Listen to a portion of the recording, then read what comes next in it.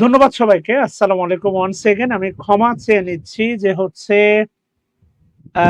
হঠাৎ করেই বিদ্যুতের গোলযোগ, আসলে নেটের প্রবলেম না, বিদ্যুতের প্রবলেমের কারণে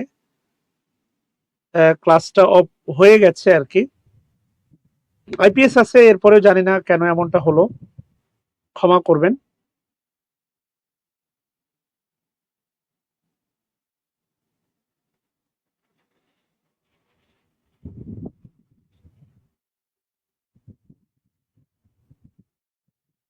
আচ্ছা, একটু জানাবেন সাউন্ড সিস্টেম ক্লিয়ার কিনা, ক্লিয়ারলি শোনা যাচ্ছে কিনা প্রিয় ভাই বোনেরা আমার। ওকে প্লিজ, আমি এক্সট্রিমলি সরি, একটা আসলে ক্লাস তোলাটা অনেক দমের একটা ব্যাপার, প্রচন্ড দম লাগে আর কি।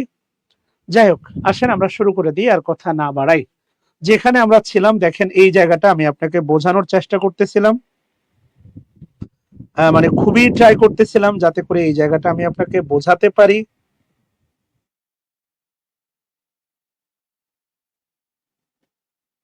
Extremely sorry.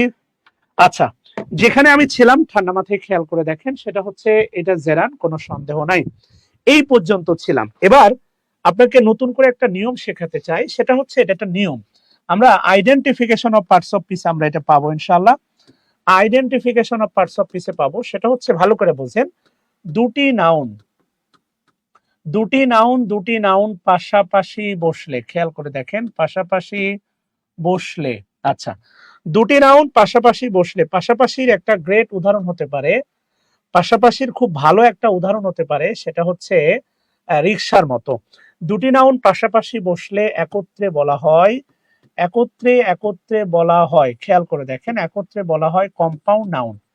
কম্পাউন্ড নাউন কিন্তু অনেকভাবে গঠন করা যায়, খেয়াল করে দেখেন, দুটি নাউন পাশাপাশি বসলে একত্রে বলা হয় কম্পাউন্ড নাউন, যার লেখেন, লিখতে পারেন যার প্রথমটি, এটা লিখতেও পারেন, আমরা পরবর্তীতে পাবো, প্রথমটি অ্যাডজেক্টিভ আর দ্বিতীয়টি হয় নাউন। খেয়াল করেন, দুটি নাউন পাশাপাশি বসলে প্রথমটা হচ্ছে আপনার অ্যাডজেক্টিভ আর দ্বিতীয়টি হচ্ছে নাউন। খুব ঠান্ডা মাথায় খেয়াল করে দেখেন প্লিজ।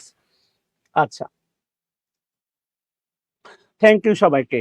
আবারও বলতেছি, দুটি নাউন পাশাপাশি বসলে প্রথমটা হচ্ছে আপনার অ্যাডজেক্টিভ হবে, দ্বিতীয়টি হবে নাউন, আর একত্রে বলা হবে হচ্ছে আপনার কম্পাউন্ড নাউন। আচ্ছা, খুবই ভালো কথা। এবার দেখেন, আমি যদি এমনটা বলি, খেয়াল করে দেখেন, বাংলাদেশ, বাংলাদেশ, খেয়াল করেন, বাংলাদেশ একটা প্রপার নাউন। আর এমনটা যদি আপনাকে বলি, খেয়াল করে দেখেন, আর্মি, আর্মি কিন্তু কালেকটিভ নাউন। দুটা নাউন অনেক দূরে বসে আছে, কারোর সাথে কারো দেখা নাই,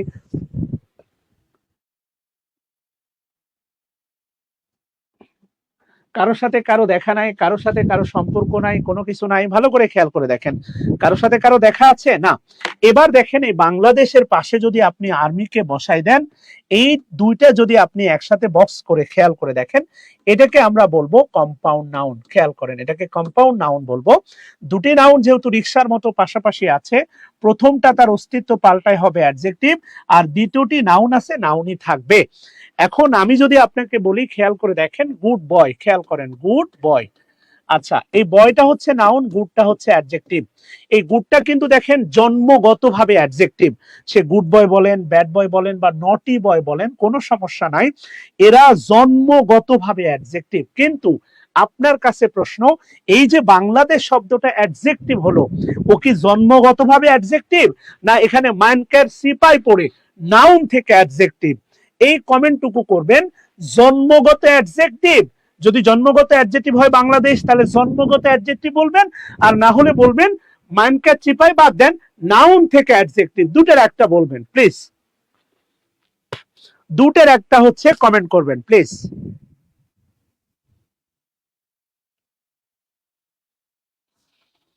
আপনাদের কমেন্ট গুলো দেখতে চাই, খুবই গুরুত্বপূর্ণ, এটা খুবই গুরুত্বপূর্ণ, আমি আপনাকে বোঝাতে চাচ্ছি এটা খুবই গুরুত্বপূর্ণ। আমি আপনাকে আরো উদাহরণ দিব। হ্যাঁ, রাজশাহী ইউনিভার্সিটি, এটা একটা কম্পাউন্ড নাউন।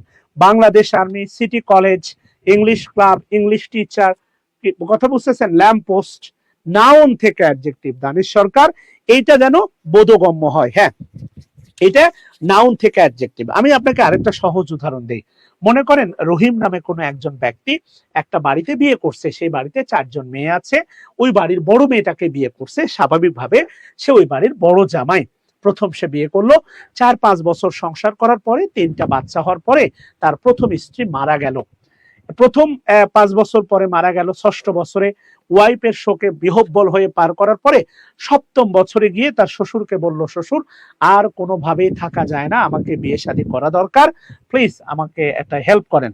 শ্বশুর বলল, বাবা তুমি যদি বিয়ে শাদী করো, বাইরে থেকে কোনো একটা মেয়ে এসে আমার নাতিগুলোকে অনেক জ্বালাতন করবে, তোমার বিয়ে করার দরকার নাই, তুমি এক কাজ করো, তুমি তোমার ছোট শালী মানে আমার 3 বা 4 নাম্বার মেয়েটাকে বিয়ে করো। খেয়াল করেন, খুব ভালো করে খেয়াল করেন, প্রথমবার যারে বিয়ে করছিল সে কিন্তু ন্যাচারালি তার ওয়াইফ। এবার মানুষজন জানে লোকটার বউ মারা গেছে। এবার যদি বিয়ে করার পরে যদি এলাকায় ঘুরে বেড়ায়, মানুষ জিজ্ঞাসা করবে, কে রে, এটা তোর কে হয়? সে বলবে বউ। দ্বিতীয় প্রশ্ন কিন্তু করবে, কাকে বিয়ে করলি? সে কিন্তু বলবে শালীকেই বিয়ে করছি, মানে শালী আমার বউ। তা এই জন্য বলতেছি, এই যে গুড হচ্ছে প্রথমটা অ্যাডজেক্টিভ, এটা জন্মগত অ্যাডজেক্টিভ, ওই প্রথম বিয়ের মতো। আর এইটা দেখেন অ্যাডজেক্টিভ হইছে, এটা কিন্তু জন্মগতভাবে অ্যাডজেক্টিভ না, এটা নাউন থেকে হইছে অ্যাডজেক্টিভ, মাইনকার চিপায় পড়ে। আমার কথা কি বোঝা যাচ্ছে ভাই বোনেরা আমার? কম্পাউন্ড নাউন অনেক ভাবে গঠন করা যায়। যেমন ধরেন হচ্ছে, আমি যদি বলি verb plus adverb, fly plus over বলতে পারেন ফ্লাইওভার, ফ্লাই প্লাস ওভার বলতে পারেন ফ্লাই ওভার। আবার দেখেন in plus come, in plus মানে অ্যাডভার্ব প্লাস ভার্ব, এটাও কিন্তু compound noun, income. This is compound noun. আমার কথা কি বুঝতেছেন? This is compound noun. তাহলে এটা নাউন থেকে কি হবে? অ্যাডজেক্টিভ হবে, তাই তো? মানলেন তো ভাই? মাইনকার সিপাই পড়ে এটা অ্যাডজেক্টিভ হয়, মানলেন তো? ভালো করে বোঝেন ভাই, আমি কিন্তু বলতেছি শর্তটা বোঝেন। দুইজন বিপরীত জেন্ডার যদি একসাথে রিক্সায় ওঠে, একজন বেতাল হইয়া যায়, বেতাল হইয়া নিজেকে হারাই ফেলে আরেকজনের মধ্যে, বোঝেন? আপনারা মোটামুটি সবই কিন্তু বোঝেন, কথা বুঝতেছেন কিনা? এই জন্য বলতেছি, বাংলাদেশ আর্মি যখন একসাথে রিক্সায় উঠছে, বাংলাদেশ নিজেকে হারাই ফেলছে, বেতাল হইয়া গেছে, বেতাল। কথা কি বুঝতেছেন? যেটা আমি আপনাকে বোঝানোর চেষ্টা করতেছি, জেরান মানে শপিংটা কিন্তু নাউন, আমি কিন্তু একবারও বলতেছি না, খুব ভালো করে বোঝেন, জেরান নাউনের কাজ করে। তাহলে এই যে শপিংটা নাউন, এখানে দেখতেছেন মলটাও হচ্ছে নাউন। দুটি নাউন পাশাপাশি আছে না নাই বলেন? দুটি নাউন যদি পাশাপাশি থাকে, 100% এটা হচ্ছে কম্পাউন্ড নাউন, যার প্রথমটা হবে দেখেন অ্যাডজেক্টিভ। খুব ভালো করে খেয়াল করে দেখেন, যার প্রথমটা হচ্ছে অ্যাডজেক্টিভ। আমি আপনাকে খুব ভালো করে একটা বিষয় মাথায় দিতে চাচ্ছি, মনে রাখবেন, প্রেজেন্ট পার্টিসিপল মানে অ্যাডজেক্টিভ, কিন্তু কিন্তু সকল অ্যাডজেক্টিভ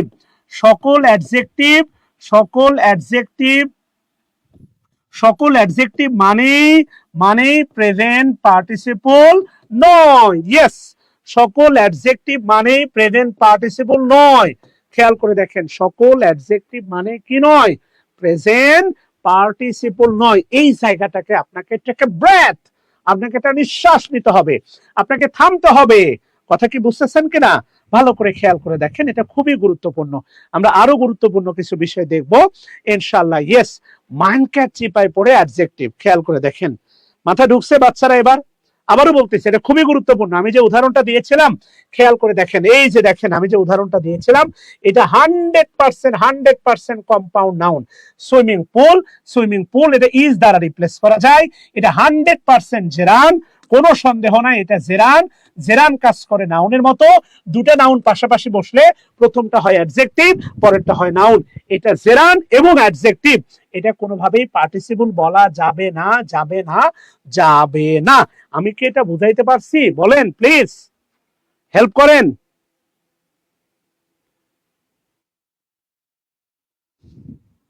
এটা কি মাথায় ঢুকছে আপনাদের? বলেন, খুবই গুরুত্বপূর্ণ এটা।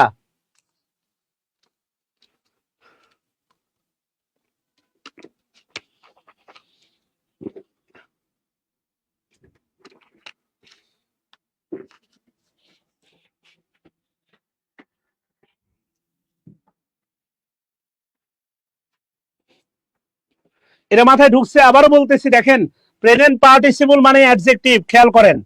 প্রেজেন্ট পার্টিসিপল মানে অ্যাডজেক্টিভ, কোনো সন্দেহ নাই, কিন্তু অ্যাডজেক্টিভ মানেই প্রেজেন্ট পার্টিসিপল নয়। অ্যাডজেক্টিভ মানেই প্রেজেন্ট পার্টিসিপল নয়। প্রেজেন্ট পার্টিসিপল মানে অ্যাডজেক্টিভ, কিন্তু অ্যাডজেক্টিভ মানেই প্রেজেন্ট পার্টিসিপল নয়। আমার কথা কি বুঝতেছেন? তাহলে আমি যদি এখন সমাপনী দেই আপনাকে, খুব ভালো করে মনে রাখবেন। গ্রাম অঞ্চলে দেখবেন মায়েরা, চাচিরা, গ্রাম অঞ্চলে দেখবেন, হ্যাঁ, কি করে চাচিরা, কি করে জানেন? চাচিরা মেয়েকে লেলাই দেয়, তার মনে করেন হচ্ছে দেবর বা ভাসুরের ছেলে ভালো করতেছে, কই যা তুই উইঠা খিল লাগাই দে, খিল লাগাই দে, এরপরে তুই ধরে বিয়ে দিয়ে দিবো, এরপরে পোলার ইচ্ছা মতো আমার মতো করে ঘুরামো। এর নাম হচ্ছে এভাবে গ্রাম অঞ্চলে একটা বিয়ে হয়, যার নাম হচ্ছে মাইনকার সিপাই পরে বিয়ে করা। সাদেকুল, আমি আরো 10 বার বললে আপনি বুঝবেন না, ক্লাসটা রেকর্ড দেখে নিয়েন।